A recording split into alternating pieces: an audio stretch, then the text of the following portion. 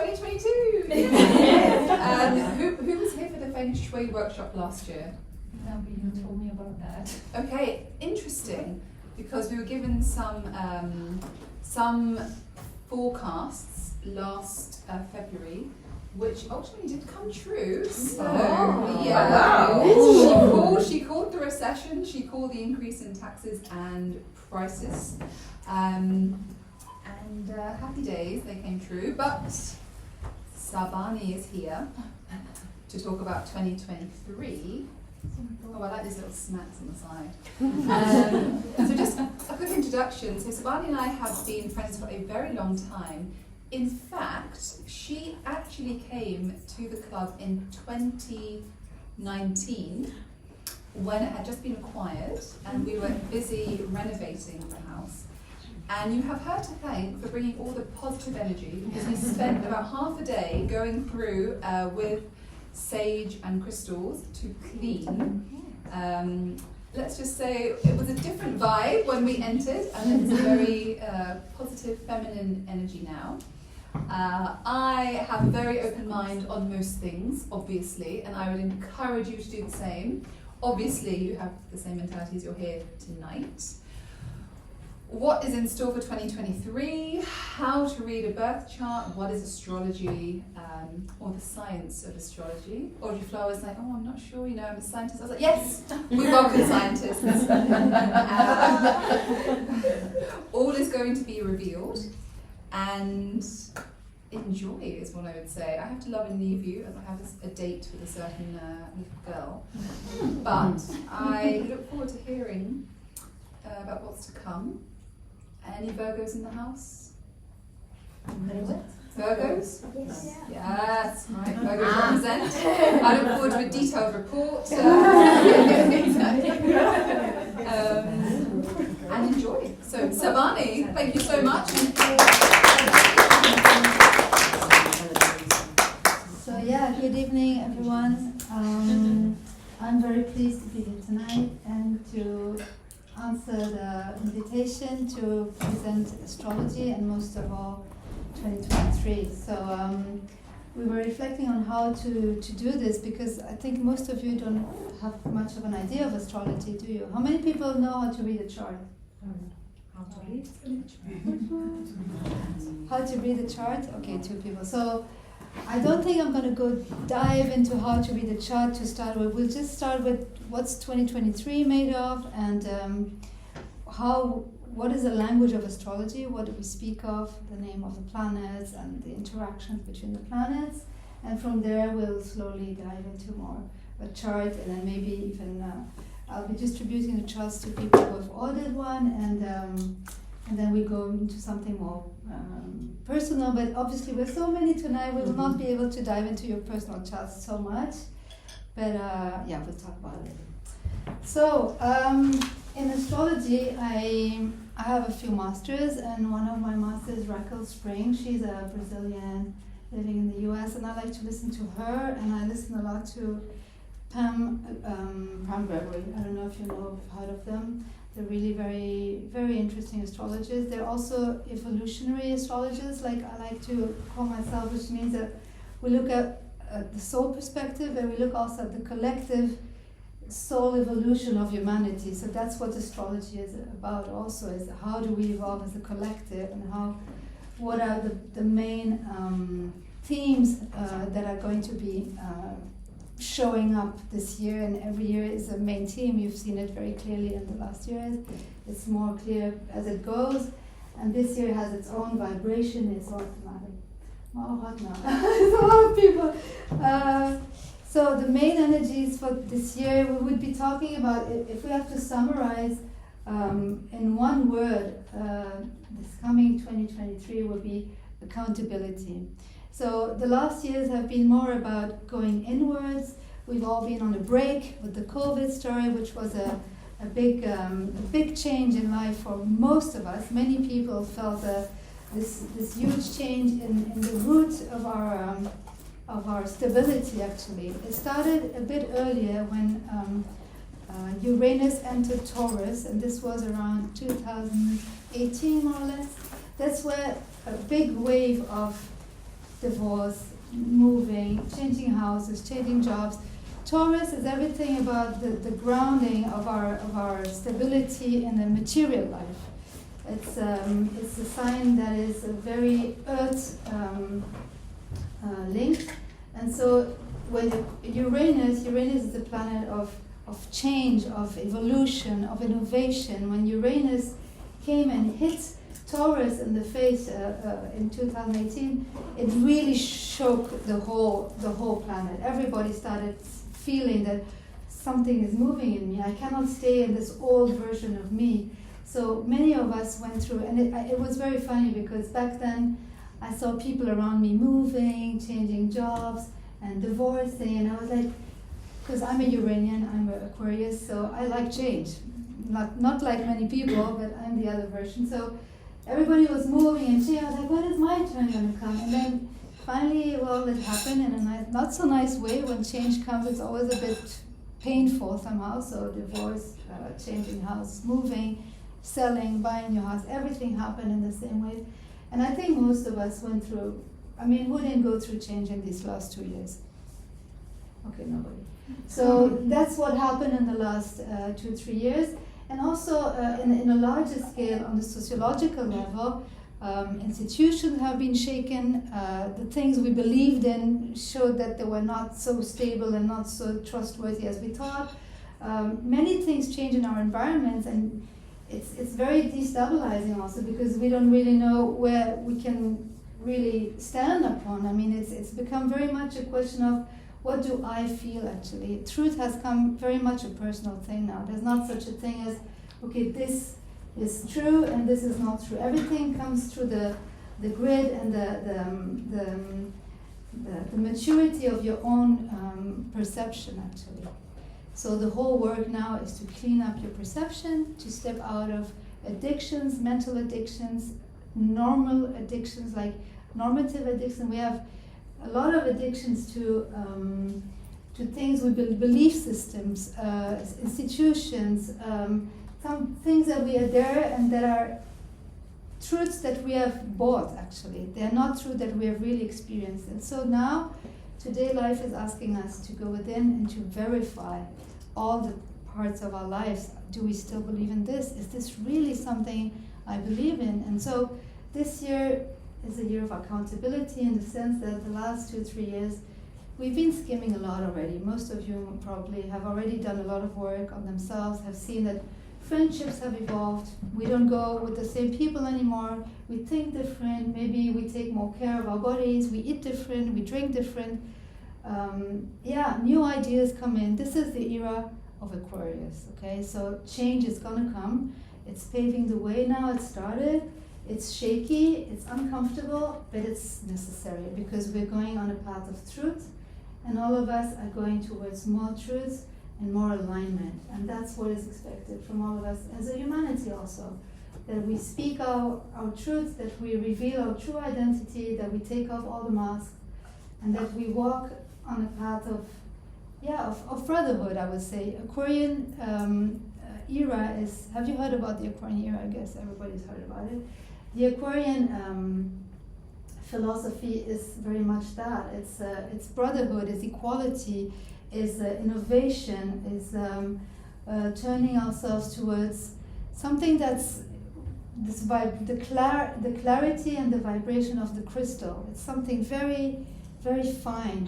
So there's not so much space anymore for secrets, for double agendas, for being false or not showing up for the true self we are. So a lot of the work that has been done in last year was about that, about cleaning up. So this year, accountability, the switch is about that. Okay, so you've taken new decisions. You said that you wanted to walk your path, you wanted to be more close to who you are. So this year we're going to verify. So this year is going to be okay. So that's what you're looking at. That's who you want to be. Show us how much you want it and how much you're ready to step towards a new version of yourself, the new vibration of yourself. So that's the big idea. Now, if you want to hear more the details about the planets, I can give you a few.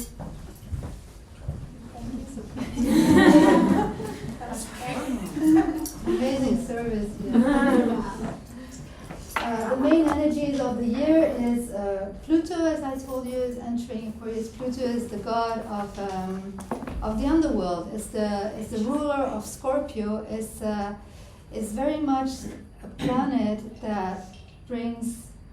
that shakes your world, that will really shake your world, but not in the Uranian way of bringing you towards something new. It's shaking your world to show you everything about your shadow. So it's not a very comfortable path, because shadow is something we don't want to look at. It's uncomfortable, it smells bad, it looks bad, we don't want to see it, and yet this year is going to be a year where we're going to have to face it and embrace it and look at it and be courageous, and yeah, Pluto is going to do its work anyway. You cannot hide or run away from it. Anywhere you try, it will always catch your back and you'll have to face it. So just that we know to be courageous. We're all going through the same shift. We're all going through the same transformation process. So it's very important also that we don't feel lonely or secluded or like, why is this happening to me kind of a feeling. This is happening to everyone. Nobody will escape. Nobody will run away from it. Everybody has it in its own way, and shadows are very different for each one. For someone it will be around sexuality, for someone it will be around money, for someone it will be around codependency. Everybody has their own little shadows. And the more you work on yourself, the more you really go with courage, the better you will get out of this period, which will ultimately, of course, bring us all to maturity. And that's the beauty of it. Struggling and going through the difficult parts, yeah, brings us to maturity. So it's not about recession and the hard things of the COVID period. That was Saturn. It was really imposing on us and feeling that we're not masters of our free will anymore. Now it's Pluto. So yeah, it's a strong one. And we can also look into your charts. If you want to have a session someday, we can look into it and see where Pluto will impact you. What is the house, means the thematic, the themes that will be important or showing up for Pluto in your chart, in your personal chart. So these are things you can look at. Second thing is, Black Moon Lilith. Black Moon Lilith is also a tough one. Depending on where it is in your chart, Black Moon Lilith is the wild woman inside of us, okay? So in some periods, wild women were not really considered positive. Now we think, yeah, it's cool to be a wild woman and to express ourselves, but the wild woman within us can also have behaviors that are counterproductive against ourselves. So it's also important to see, where is Black Moon Lilith in my chart? How does she express, and how can I wouldn't say tame her, but how can I dance with her to let her express herself, but still make it more comfortable? Because she can sometimes arise and really roar, and then you would have like behaviors that you don't really control. There will be 3 moments this year where Black Moon Lilith is really very active, and I will give you those days of the literature. So that's the second one. But we're all strong women here. We're courageous. We're together. So this is the whole point: is that we realize that nobody is alone in this. So these are heavy thematics. I'm not going to tell you it's going to be a piece of cake or a fun year. It will be a fun year because, well, Uranus is there. Saturn is leaving. Saturn is everything about slowing down, looking inwards. So we've done that. That's that. Okay. So this is now moving, and now we're going towards Uranus, and Uranus is everything about moving forward, opening up, innovating, bringing new ideas to the floor. So that's a very, very, very fresh and very powerful ambiance coming in this year. A lot of energy. Now, the beginning of the year is always a bit slow. There's a Mars retrograde going on, Mercury retrograde, until 12th and then 18th. So end of January, things will start moving faster. For now, it's still a bit slow, leaving us some peace to go within. When planets are retrograde, it means that they are actually putting a light inside, inwards. So it's the moment where, since beginning of December, we're actually looking at ourselves. How do I express myself? How do I think? What are my recurring patterns? What are the words I most use in my day-to-day? Who am I actually today? As a communicator, as a thinker, as a researcher, what is my focus nowadays? So get to know yourself better. Mars retrograde is about how do I move? What makes me get up in the morning? What are my interests today?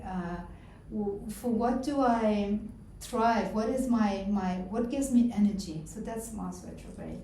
And they are going to be moving direct again in end of January, and from then on we'll be less looking at ourselves, like reflecting on how we would like to move, but starting to move actually. So a lot is coming up. This is a great moment to prepare, to think, to feel like, okay, this is the new me. Where do I want to go in 2-3 months? Where would I want to be? We have a couple of coaches here in the room. And so this is what we do. We help people to get to the next target and to pave the way and to put all the ingredients to get there. So this is pretty much the period to do that. North nodes will be changing. Mars is also stepping from Gemini to Aries. Oh my God. Any Aries in the room? Okay, good. One only. Okay. Aries is fire. Is the energy of. Actually, it's the energy of. If I tell you the whole story of the wheel, you know the wheel of astrology, right? Mm-hmm. Okay, I'm mixing a bit of 23 and astrology theory. So if you look at the wheel, you have the 12. I think I did too many. It's 3. Yeah, it's 3 on it. Anyway, so you have the first sign. House 1 is Aries, and Aries is, in the wheel of evolution of humanity, is the race of the sperm to ovulate the mother. So it's a lot of energy because he has to win the competition. He has to be the first. So Aries has that energy in him. He's the one who will be there to help us open doors that are closed, who will help us and give us the energy to do new things, to have the courage. It's a very masculine, fiery energy. The second sign of the zodiac is the Taurus. Taurus is when the sperm won the race and he's nidifying, he's building, he's growing. So Taurus is very materialistic, is linked to earth sign, so it's a sign that is very very interested by being it's ruled by Venus, so it's very peaceful, it wants peace. After all this running, ruled by Mars, this one is ruled by Venus. Huh? Superficially peaceful Taurus, because then. Yes, well, when they get angry, it's Taurus Then you disappear. No, they want peace. They want peace. They're very addicted to peace. At their conditions. On their conditions. I agree. My anyway, we're not talking about it. Third sign is Gemini. Gemini is communication. So remember the story, he won the race, he's now growing, nidifying. Now he wants to communicate with his peer group, and this is ruled by Mercury, okay? Gemini is everything about communication, is everything about knowing what's at stake, what's going on, and it's also a dual sign, it's an air sign. Fourth sign of the zodiac is Cancer. Cancer is ruled by Moon, and it's a water sign. It's everything about my roots. It's the house 4, it's the house of the clan, where do I come from? Heredity, all that, about also the house where you live.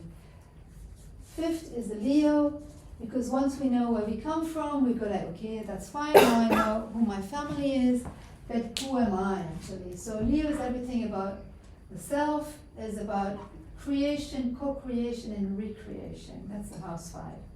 So all the planets you have in house 5, we'll talk about that. Leo is ruled by Sun. After Leo comes, Virgo, exactly. Mm. So Virgo is an earth sign, and it's ruled by Mercury. Again, communication. Virgo is everything about, okay, Leos, they feel so great and powerful and blah, blah, blah, but actually nature is much more powerful. So Virgo is very concerned about how do I master my environment? What is the detail of how this functions? I have a Virgo daughter, and when she was 6 months old, crazy, she was 6 months old, she was crawling and she started cleaning. Like they're so obsessed with cleanliness and understanding things. She crawled into the dishwasher, and she wanted to understand how it works. Like this is the Virgo mind. For me, it was so clear. Okay, real Virgo here at home. I had a Scorpio, a Gemini, and a Virgo, and she's very different. So that's house 6. House 7 is Libra. Libra, ruled by Venus, sign of harmony, beauty, peace, love. Also finance, business, that's not so known, but it's true. House 7 is the house of our relationships, of our partnerships, of our marriage also. So if you have any planets in house 7, it means it's really important in your life. It's a theme that you're going to visit and have to work on. House 8, the dark house of the Scorpio. It's ruled by Mars and by Pluto. House 8 is the house of secrets, it's the house of the unknown, the house of the underworld, it's the house of sex, it's the house of nightlife. Yeah, it's the house of everything the taboo also, everything we don't want to speak about, death. So yeah, it's a very special house, and if you're a Scorpio, my eldest son is Scorpio, all the planets are in house 8. Obviously he works in a club, and he sleeps in the daytime, you too. Scorpio, Okay. not in the club. Scorpio. It's the underworld. Yeah. Okay, we can take Scorpio. There are many Scorpios here, huh? Yay! Oh. We are the best. Okay, yeah, women Scorpio. So I stop with Scorpio now. I go to Sagittarius. Sagittarius fire, ruled by Jupiter. Jupiter, planet of abundance, of expansion, rules Sagittarius, who is a fiery sign, very interested. It always points us towards higher studies, higher knowledge, but also long distance relationship, if you have a planet there, but long distance travels also. Gemini is more short distance travels. House 10, house of the Capricorn, ruled by Saturn. It's funny how Saturn is a cross, like kind of a death. When you stop everything is on pause. Saturn is the sign of the summarizing of things. It's a very dry sign. I could have shown you some pictures, but I didn't connect my laptop now. I had representations of all the signs. I can send them to you if you want. Just send me an email. The Capricorn is represented like an old man who is like a yogi in a cave, and around him is all a desert, and it's a very dry sign. So his ambition is to understand the world. It's very mental. It's earth sign. It's ruled by Saturn, which is the planet of time. It's Chronos, actually, in the Greek mythology, and it's very much about maturity. It's slow and deep maturity. So that's Capricorn. And then comes the Aquarius. Aquarius ruled by Uranus. Uranus, you see, it's the planet. It's represented by an antenna. You see? So it's like a little planet, and then it has an antenna on its head. Actually, why do we do that? It's because Uranus is the planet connected with the future. So Aquarius is ruled by Uranus and also by Saturn. And yeah, they say Aquarians are in this. Actually, the 4 last signs are connected to the collective mind, and these signs are more in the relationship signs, and these are more the internal personal signs. So these will be more interested in their personal evolution, they're not so concerned with the world and with what happens around. It's more about themselves, which is good. It's nothing bad. It's just a different incarnation. It's just a different path of life for this life.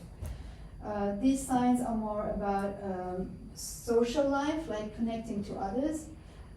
From Libra on, you connect to others. And then here's really the collective.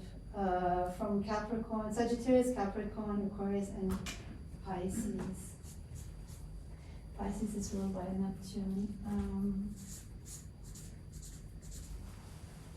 Okay. Yeah, so this is house 11. So here in a nutshell, okay, I'll finish first. So Aquarian is everything about institution, modernizing what is at stake, bringing the new in, changing what's there basically. They want to bring the change, and they're the ones who are born sociologists actually. They're the ones who will think about the collective more than the personal. Even if it's a very egocentrical sign, it will still have thoughts and reflections about the collective. That's his reason, his raison d'être. A Piscean is one step above, I call it, because their capacity of feeling the unity of human species is bigger. We call it the Christ consciousness. I don't know if you ever see what I mean. Christ consciousness is being in the heart, and we say that Pisceans normally are more connected to their heart, and they have this ability to feel that we are all one. So they're very emotional, very intuitive, very manipulative also, I have to say, because they feel so much. They just feel it, so they know exactly how to bring you, because they just feel you.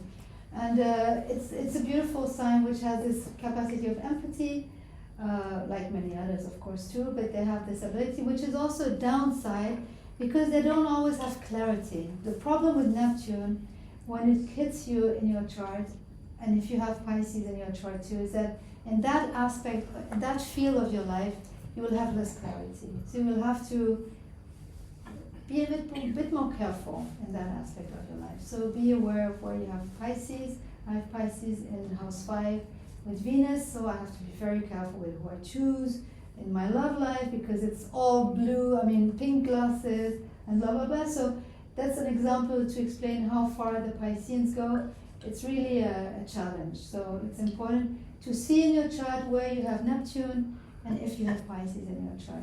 Okay, I could say a lot about all of them and tell you where to be careful and what to do, but I think it will take a long time. So maybe we go back to 2023. Mm-hmm. But do you have any questions about the wheel?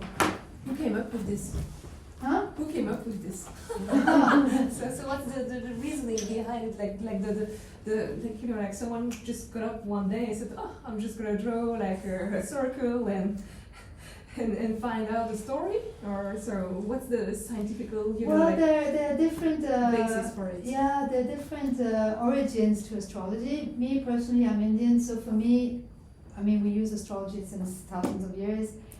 Big kings used to have astrologers working in their kingdoms. In all Oriental kingdoms, actually, there were always astrologers, because they understood that by certain aspects of certain planets, it will influence their decisions or the outcomes of their decisions. So maybe you have a more scientific mind. I don't really need to know where it comes from.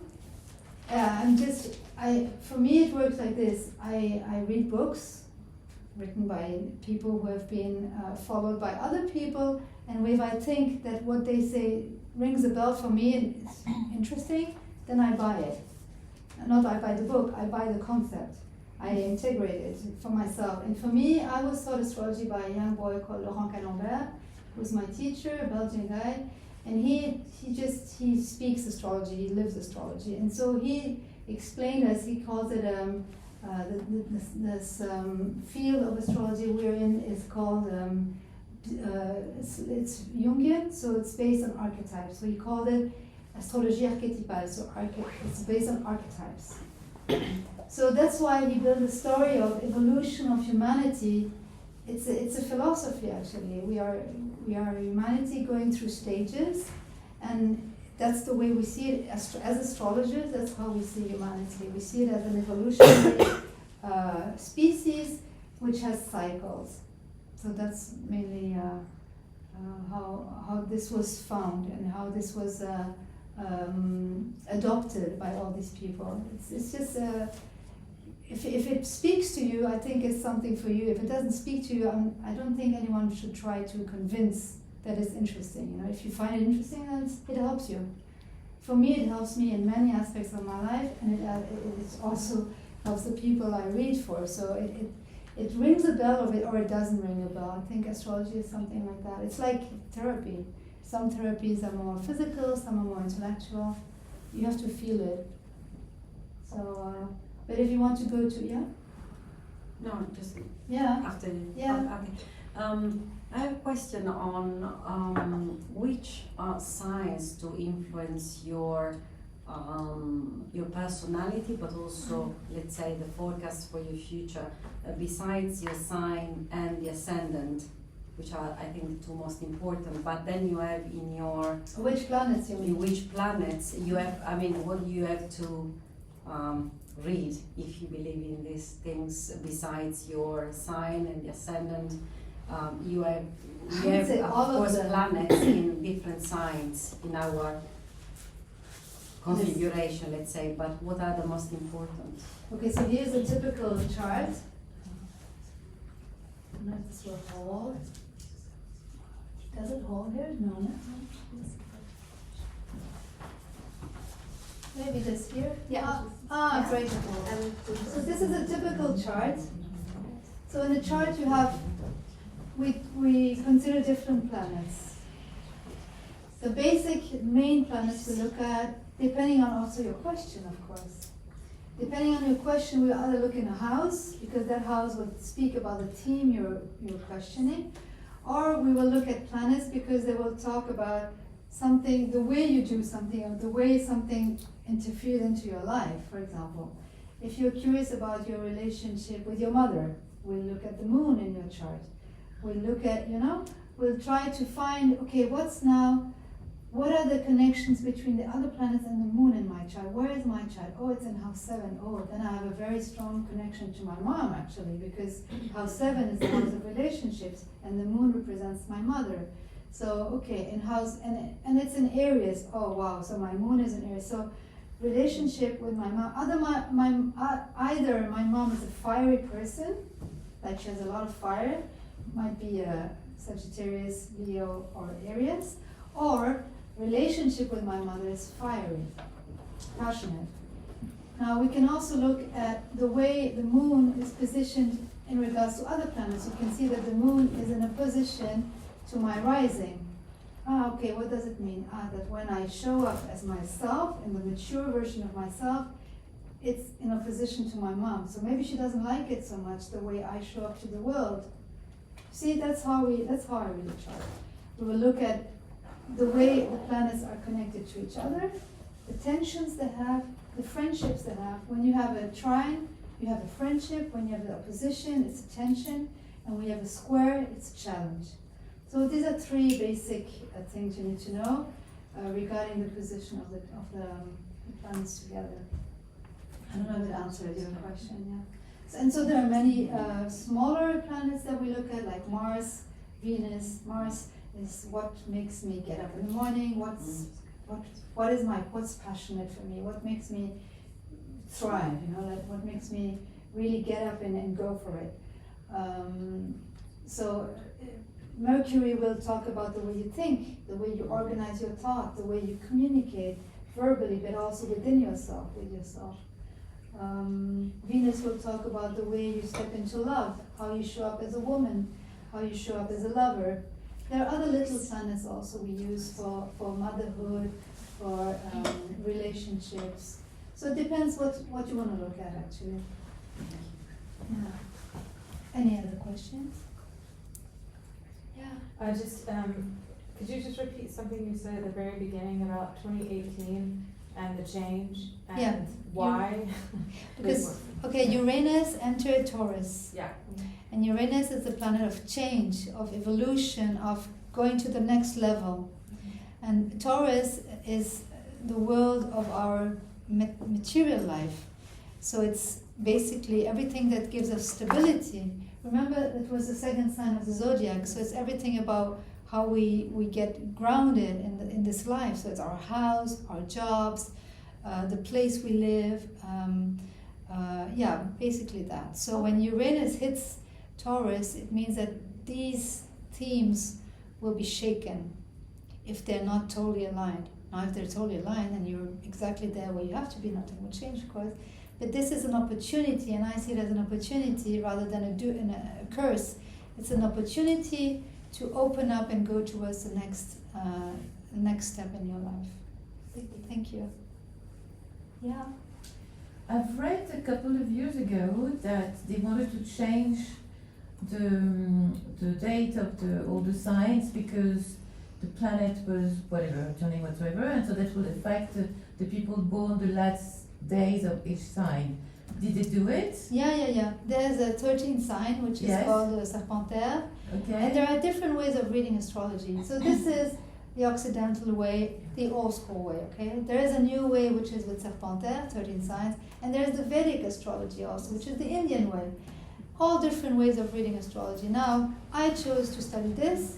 For me, it works. So I didn't go really further to really try to understand a totally new system. It would probably work for the people who like it, but for me, I'm really happy with this one. So I do have conversations with people who are into astronomy, for example, and who tell me, listen, you know, what you're looking at is not reality. Actually, this is like 5 years behind of what it's today, or today is 5 years behind of what you're looking at, so it's not real.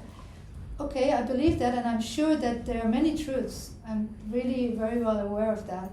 Just this works, and it brings clarity, and it brings information to people, and it helps. So for me, it's enough to continue to use it for now. I'm not saying tomorrow maybe someone comes and says, no, this is really much better. Then I'll start studying something else because I'm open. But until today, I always found that it was really helpful and always gave me keys, you know, because in the end, astrology, okay, it's more a science than tarology, but cards are also super interesting if you think about it. You pull a card, it will not give you your future, but it will trigger you and it will make you think and change your points of views. And that's the whole thing also with astrology. It just brings you a new perspective to your life, just helps you to think from a different point of view, and it's just that for me, actually. More than making predictions or showing you where to go, helping you taking decisions, it's triggering your own self and connecting to your higher self to take the best decision. That's a question. Yeah. Just to warn you, I'm a Virgo, so I love details. Okay. So you mentioned, for instance, in 2018 that the planet Uranus Yeah. came into Taurus. Yeah. Because I'd imagine that Taurus would last for, say, a month or so, and then would head into Gemini, then would head into, I don't know, but no, that seems to not be the case. Exactly, because there are planets that turn around the Earth in a faster pace, like Moon, obviously, Mars, Mercury, Venus. There are the slower planets, and then you have the longer planets that last longer to orbitate around the Earth and to travel through the signs. So Jupiter is longer, Saturn is longer, and then there are the much longer ones, which are slower ones. I'd say slower is more interesting. It's the slower ones. Saturn, Jupiter, no, Saturn, Uranus, Neptune, and Pluto are the slower ones. So when they hit a sign, it stays there for a while. Yeah. And so the period that we're in Taurus or in any of the sort of the signs doesn't last for only a month. It could last. How long does that last for? Is it so? This is like the year of Aquarius, and then next year we'll have the year of Taurus, then the year of. No, it depends on which planet and which sign. So this year, for example, Pluto will enter Aquarius, but it will stay there for a couple of years. Saturn has been in Aquarius for a couple of years too. I don't know all these numbers by heart because all of them have different ways of moving, but I can pull it out easily if you want the details. But so Saturn moves faster than Uranus and Pluto, but it stayed for a couple of years in Aquarius. Now it's moving, it's going into Pisces this year. So Saturn is moving, Pluto is moving, Uranus is staying in Taurus still this year. Who else is moving? The North Nodes are moving. So North Node and South Node is a super interesting concept also. In astrology, we consider that we have a collective soul path. We have a personal one on our birth charts, but we also have a collective one. And collectively, we've been traveling collectively towards Taurus last year, and we were leaving Scorpio, which means, okay, hope it's not too dark for you what I'm saying, not too Okay, I'll explain. So South Node and North Node. South Node is where we come from. It's the energy we come from, and it's the energy we should be leaving to evolve, okay? So collectively, we've been revisiting all the Scorpio themes last year. Scorpio themes, as I said before, is everything around taboo, the uncover the secrets, the underworld, nightlife, sex, death, all these topics, okay? So typically what happened, we've been visiting all these topics collectively also as a society. So we've seen all these scandals coming up also, no? So all these stories that were revealed, suddenly we found out that this person did that this institution did that these people are actually doing that, we didn't know.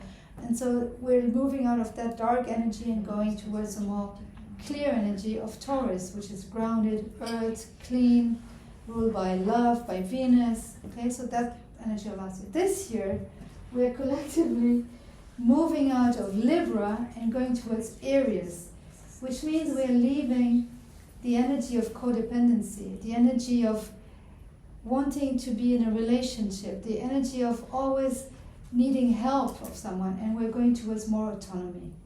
As a species, as humans, but also as individuals. It's really a year of walking our path and being more solid as an individual. So that's something that's moving this year. Saturn is leaving Aquarius and entering Pisces, and Jupiter is entering Aries. That's really cool also, because Jupiter is a planet of expansion, of luck, of thriving, of a lot of joy also. It's very joyful, and it's entering Aries. So there's a lot of fire coming up here this year, a lot of success, a lot of whatever you'll be dreaming of and bringing to the higher notes, the higher vibration, will be successful. So it's very important to clean up the mess, to look at your stuff in the eye, and to and to go towards the higher vibration of it, if it makes sense to you. So let me see what time it is. What time is it actually? It's 8:20. 8:20. Okay. So what will this give? It will give more clarity on our path.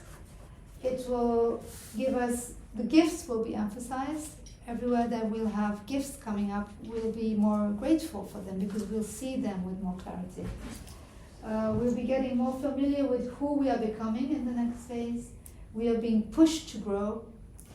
All the pieces have been put together where they should be. So this year, normally, we should all be having all the pieces of the puzzle. We've been meeting the people we needed to meet. We've been doing the actions we needed to do. And this year's accountability is, what do we do with all that now? And how we do put it together to come to the next level of ourselves. As a person, as a collective, as a woman, as a worker, as a collaborator, as everything. So are we ready to feel the distortion we've been creating and carrying? Are we ready to feel the distortion that we're still carrying? Are we ready to sit with the shadow? That's what I started with, the shadow. Are we ready for that? Are we ready to look at our lineage? Amongst others, it's also part of our shadow, no? The lineage we come from, family constellations typically would help you for that. Are we ready for the huge shift coming up in terms of ways, people, places? Where do we want to live? With whom do we want to play? What do we want to do? And how do we want to do it? The way we love, the way we work, are we still the same? Do we still want to continue on the same way? Are we ready to embody and improve our leadership skills? It's very much about stepping into our leadership this year also. Many leaders, old leaders, have been dethroned, have been,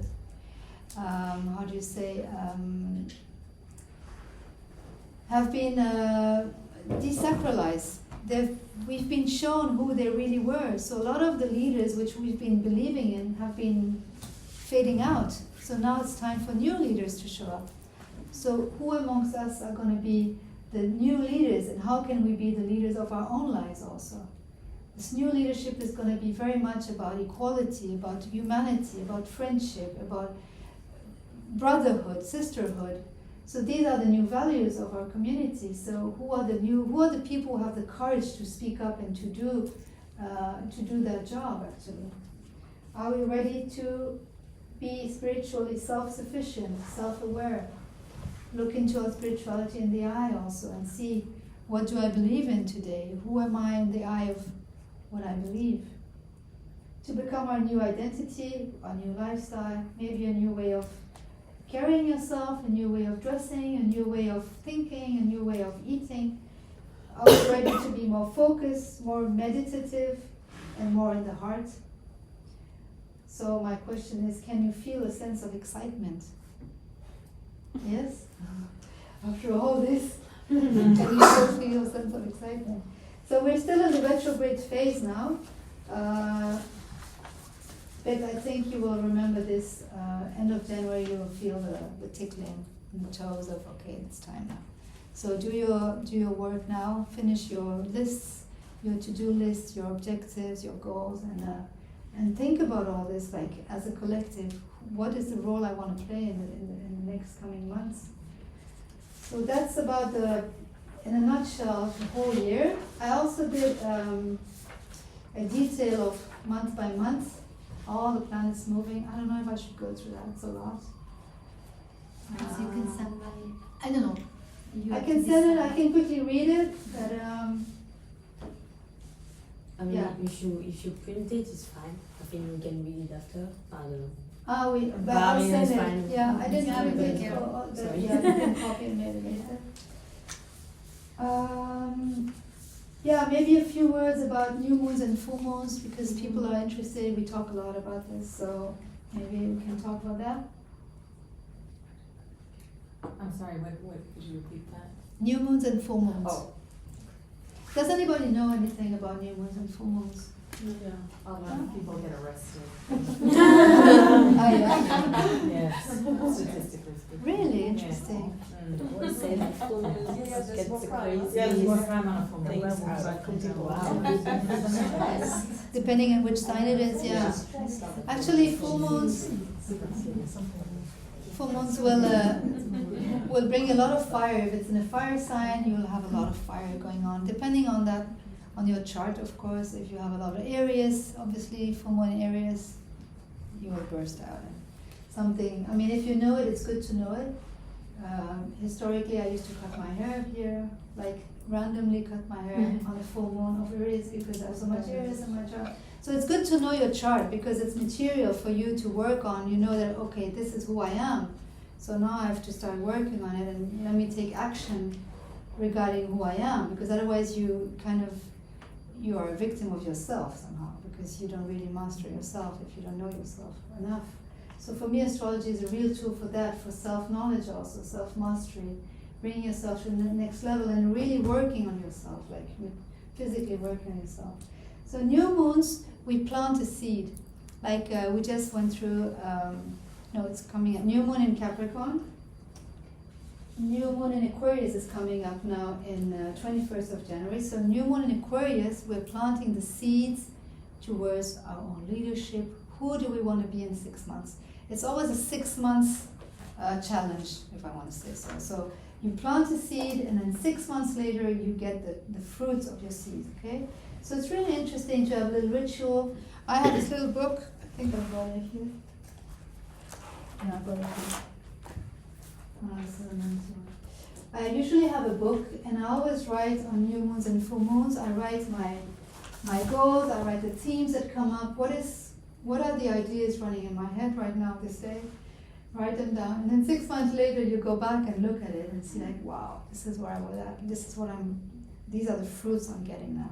So it's interesting to be mindful, a bit more mindful. Believe it or not, it's always a nice moment that you spend with yourself. You can ritualize it, make a little candle, a little incense, go into meditation, and just feel, what am I thinking? What is coming up for me right now? That's the new moon energy, okay? It's planting seeds.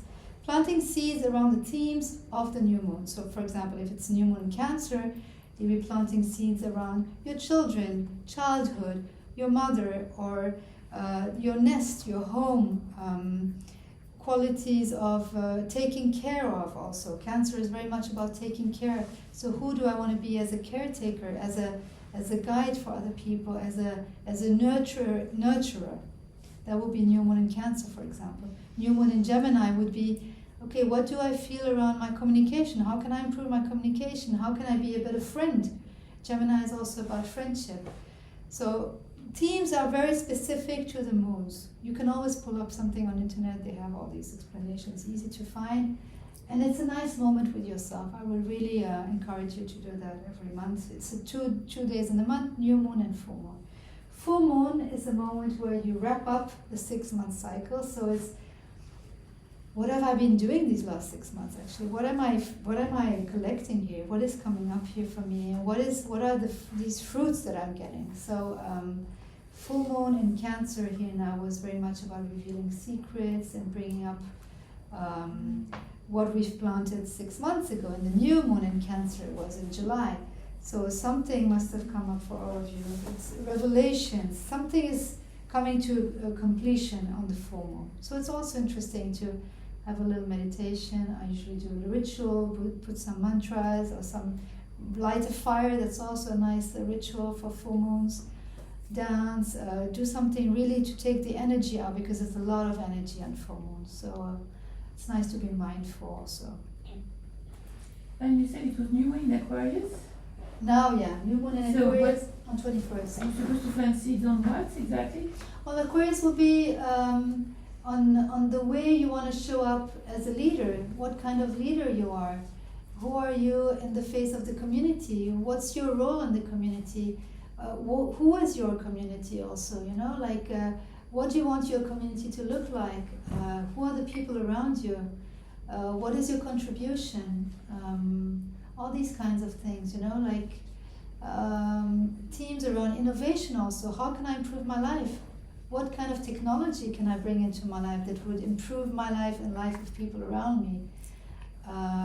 Innovation can be technology, but it could be something else also, a new way of thinking, a new ritual, a new sports, a new addiction, a new something good you're doing for yourself, which will have an impact on your community. It's very much about improving the community. Suit you really well, I think. And it's nice to have a little booklet, you know, when you write. You keep a little journal. It's nice to journal. When you journal, something magic happens, you know. When you write, it's a connection to your higher self. It might be blah, blah, blah, the first sentence, but after a while, something really intelligent emerges, and it brings you to a space of deep connection to yourself, and you get answers to many questions when you question yourself in meditation. And writing is a form of auto-hypnosis. You get into a meditation with yourself. So I really recommend that you journal and that you do this kind of little handwriting, really, more than computer writing. I think it works really well. Yeah. Do you journal? Does anyone journal here? Oh, most of you. Oh, great. Every day? No. Yes. Yes? Oh, great. Good habits. So, what else can I say?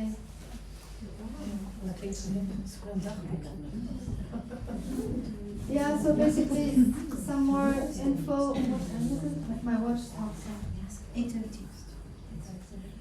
Yes, that Saturn leaves Aquarius and goes into Pisces. What does it mean? Is it perceived as a kind of negative planet? It is a heavy planet. It slows us down, so it's not an easy place. When Saturn hits your sign, you're being called to walk towards maturity. And depending on your character, maturity is something normal for you, or if you're more like a young spirit, then it's obligation, it's administration, it's everything we don't want actually, Saturn, as a free being, you know? So if you're good at all that, you shouldn't have too many problems with Saturn. But if you're always running late on your papers, on your payments, if you're not looking at the speed limit, always getting fines, I'm talking about myself, but it's hell. Saturn is very difficult to deal with, so it's good to know when it's there, because it's calling you to go to the next level of yourself, more maturity, more okay. These are the rules here in this world, so I might as well just comply and So it's about that. Saturn is really that. It's some rule of time. So everything is slowed down. Usually when you have Saturn on your sign, anything that you start will be very like slow, and it will take really. It will ask you to go deeper. It will not just be like when Jupiter hits your sign. It's just name it and it happens, you know. Or Uranus, then it's even faster and stronger, a bit more erratic. But Saturn, when it hits, it's really it's something you have to go through it. I always tell my son, because he always said, I do it later. I said, listen, if you don't do it now, it's going to hit you in the face anyway, and it's going to hit you stronger. So we have to do it now. Do your homework now, and so it will be easier along the path, because Saturn always hits you, and it comes regularly. We have 3 returns of Saturn in our lives, so 3 opportunities to show and to go through all the exam period. It's an exam period we go through. It's like a holy exam, a spiritual exam. Did you do your homework? Where are you today? Are you showing up as the adult that we wanted you to be, you know? So yeah, it's, yeah. Are you having a Saturn return? Pisces. Oh, Pisces. So. I feel for you. It just like Aquarius, so yeah. No, but it's a good thing, because all levels, all departments, all fields of your life are being reevaluated, you know? So it's beautiful, because you really reach to a new level. You go, okay, now I'm ready. I've looked through it all. And you're a Piscean by sun. Your sun is your sun sign is Yeah. Pisces. It's ascendant Cancer. Cancer is the ascendant. Ah, you're rising. But on the other Lot of side, water. I didn't feel very much Jupiter last year. So I will say Jupiter is in Yeah. Pisces, but maybe. You have to see also the connection, you know, maybe there are some Exactly, this aspects to was- yeah. Jupiter in your chart, so yeah, it's also. This probably like to find out. So focus this year is you and your wholeness, or your holiness, I don't know.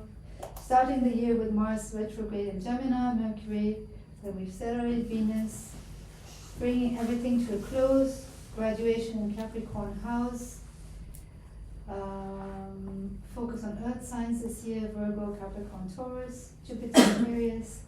Leadership energy, I've said it before, massive energy and fire in May. It's going to be really very powerful. Maybe I can go through a few dates with you. Yeah, big release in Gemini when Mars stations direct. Expansion, abundance, growth, mastery. The North Node, the shifting, as I told you, we're going from the Libra energy of codependency, remember, and what I said, and we're going towards more responsibility, leadership. So that's a very important one too. The nodes are moving, they're shifting in, the nodes are shifting.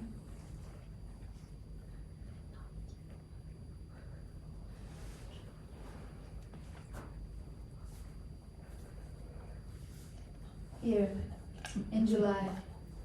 In the new moon in Cancer, the nodes are shifting. So that's going to be a big one too. In July, we'll start feeling a collective change of energy, going more towards the Aries energy in the end. So more fire, more leadership, more autonomy from July on.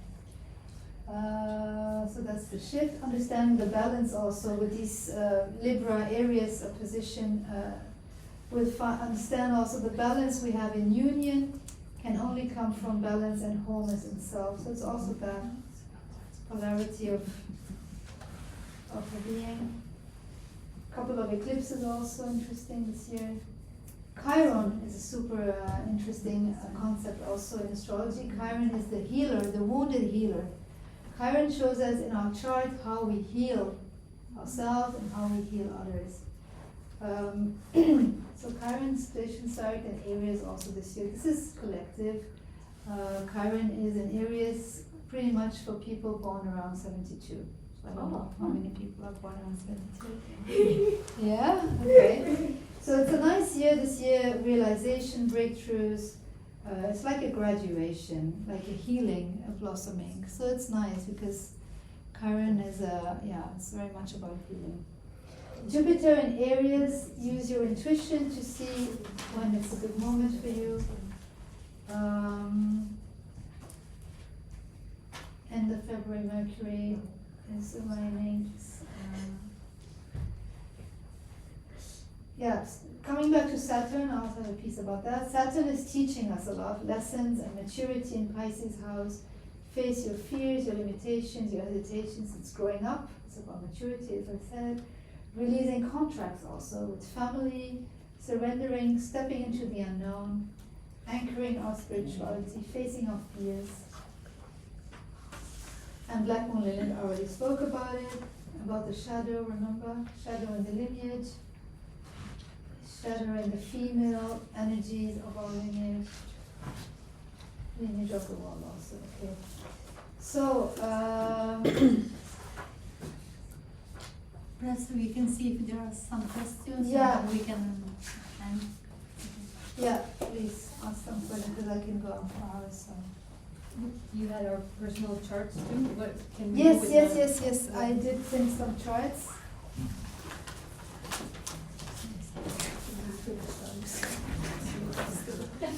So I have a few here. I don't know, Alexia. Aniana. Yes, that's me. Yes, thank you. Gwenaël. Justine. Linda. Nancy. Sylvie.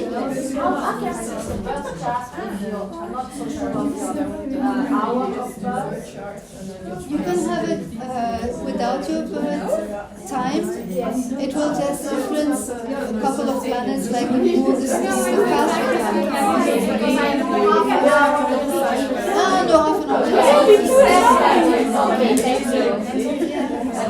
an hour. No, you received an email that you should send me an email. Yeah? Oh, I didn't get it. What is your name? And you put, if not email, put here. Oh, that is not, okay. Sorry. Yeah, then I have to send them to you by Yeah, because I didn't send you email, but I really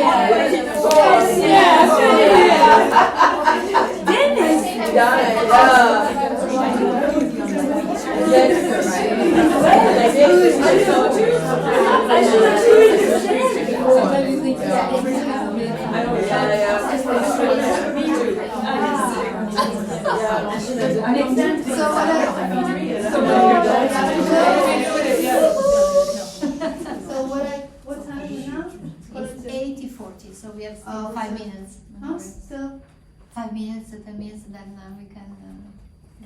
You want Okay. to go more? No. I just wanted to say, if you are interested, we can have a workshop sometime around your personal chart, and we have like an evening, like 3 hours, and everybody takes their chart, and then we discuss your chart, and that will be maybe also interesting if you want to go deeper and have more personal information. I mean, then I can explain a bit more about the tensions, about the energy, about it. I also do sometimes thematic evenings, like an evening around Black Moon Lilith, which is our raw, wild female energy, which is really interesting. Sometimes it's a bit like, oh, I don't want to speak about it, but it's really interesting to know who she is for you, how she shows up in you, and where she impacts your team, you know, because if she impacts your work sphere, then it's a burden, it's a problem. So, or if she impacts your relationship, then it's really difficult. So it's interesting to know where Black Moon Lilith interferes in your sign, especially this year. It's going to have 3 really ferocious moments, so I think it's an interesting one. I can send you some dates around that. And I also wanted to share that I do personal readings, of course, but also that we're having a retreat in Morocco in April, a 1-week retreat with Kundalini, because I'm also a yoga Kundalini teacher. Kundalini is a very special, I don't know if anyone heard of Kundalini? Yeah? Mm-hmm. So Kundalini is really the technology that we use today to clean up all distortions and come to the true vibration. It's the energy of Satnam, truth. And so in regards of this whole year and of what's coming up, Kundalini has been really promoted as the medicine of the New Age, because it's a very simple exercise with breathings, with meditations, and it's the shortcut way to clean up the mess instead of going to long therapies and go for speaking. I mean, it does work for some people. This technology with breath and movement is really a highway to the next level. So I really would recommend, if you have time, to look into it, see how it feels for you, and reach out if you want to have a session. I organize 21 and 40-day programs also online, where people go on a retreat, online retreat, and every day we practice together with consistency, because of course when you want to change something in your life, it has to be consistent. So we do 21 40-day retreats. And the one in Morocco is also with dance, so that's really cool, with belly dance. A friend of mine, she's a teacher, Brazilian, and so it's going to be Oriental belly dancing. It's going to be around women, around also the sacred energy of menopause also, because we're going through changes, and the nice way of going through that change is going to be a bit of the focus. There'll be astrology moments, of course. It's going to be a nice mix of a good bunch of women, I think. We'll be 9, so it's not a big group. And they're also, if you're interested, reach out and I'll let you know. Yeah. Thank you. Okay, so Questions? yeah. Benny, do you have any cards? Cards? Yes. No. No. But I have an Instagram account and I have an email, so I can leave that now if you want, actually. So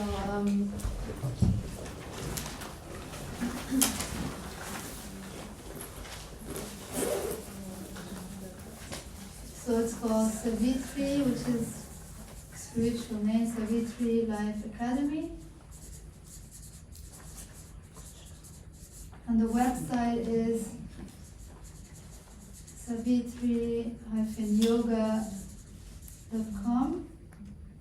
And there you'll find the programs, the retreat, and on Instagram it's Savitri Life Academy. And the email is contact at this. But I have your email, so I can also maybe send out an information if you want to. Yeah? Another question, if I may. I wonder, because you have your chart, which is defined by certain indicators about you, and so to an extent it feels like it's quite fixed. So how much change is sort of presumed to be possible in astrology? I mean, yeah, this is kind of who I am, what's on the chart. So the birth chart is a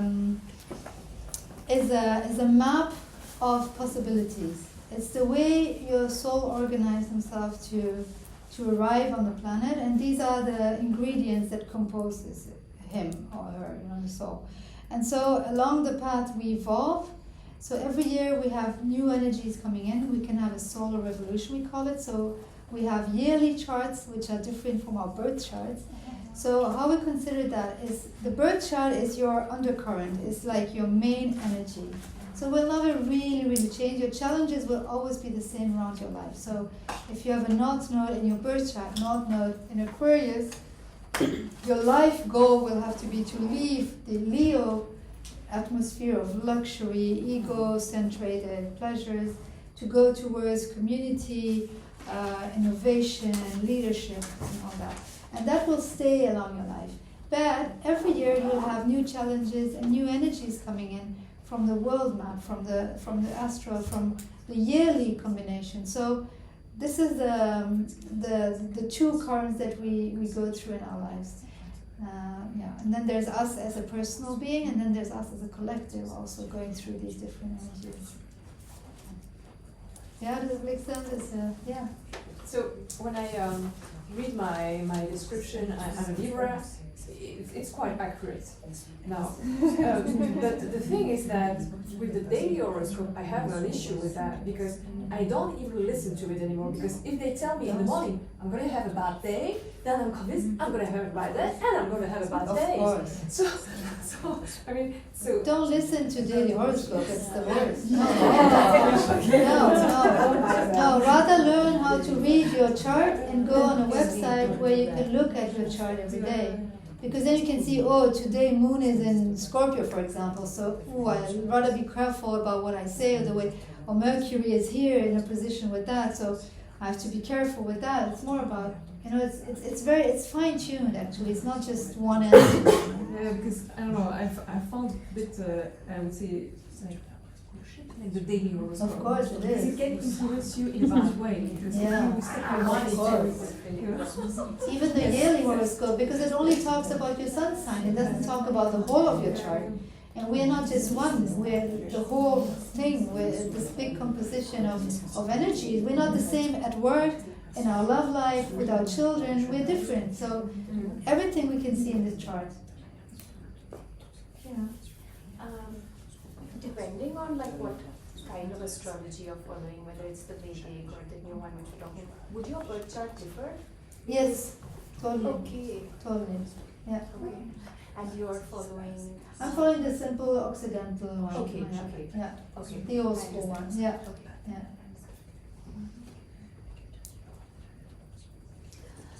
We take a meeting with you. Okay, cool. I did once and it helped me a lot. So Yeah. really I can suggest you the birth chart. It's really helpful. Yeah, but solar revolution is also interesting to see But what's up we- for you this year. Yeah.